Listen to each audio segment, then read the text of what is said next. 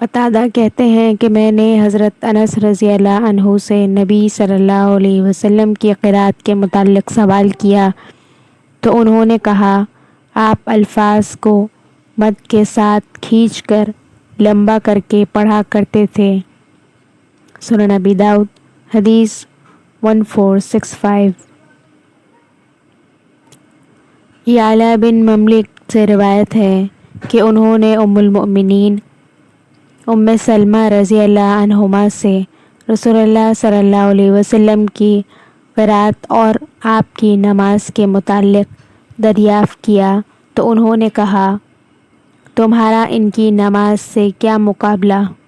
آپ نماز پڑھتے تھے پھر اسی قدر سو جاتے تھے جتنا کہ نماز پڑھی ہوتی تھی، پھر اٹھ کر نماز پڑھتے تھے جس قدر کے سوئے ہوئے ہوتے، پھر سو جاتے جس قدر نماز پڑھی ہوتی حتیٰ کہ صبح ہو جاتی۔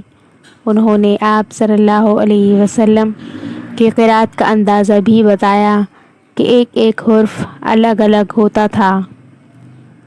سنن ابی داؤد حدیث 1466۔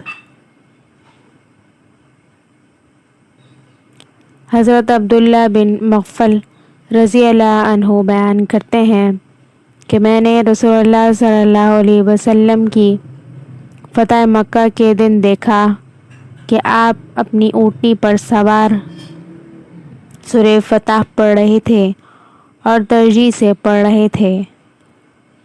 سنن ابی داؤد حدیث 1467۔ حضرت برا بن عازب رضی اللہ عنہ بیان کرتے ہیں کہ رسول اللہ صلی اللہ علیہ وسلم نے فرمایا اپنی آوازوں سے قرآن کو زینت دو۔ سنن ابی داؤد حدیث 1468۔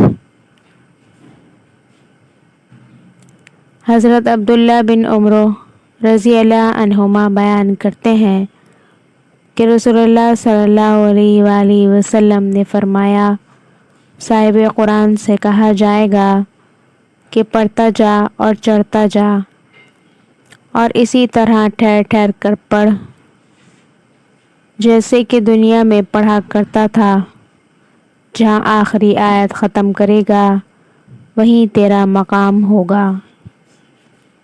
سنن ابی داؤد حدیث 1464۔